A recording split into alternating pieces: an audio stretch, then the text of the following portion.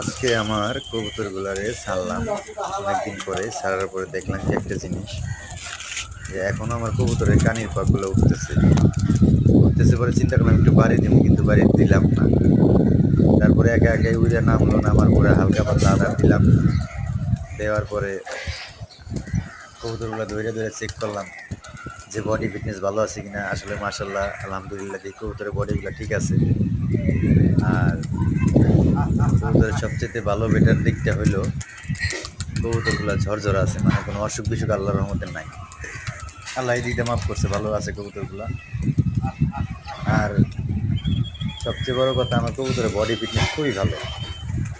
আমি যে এবার পাল্লা গেছে, এবার পাল্লা মাল্লা খেয়েছি, আমার গেছে শীতে একটা কবুতর আলহামদুলিল্লাহ মরে নেলাই দিলে। আর এইবারও যে গরমটা পার করলাম, একটা কবুতর কোনো অসুখ বিসুখ হয় না। তো দোয়া করবেন আমার কবুতর কোনো জন্য ভালো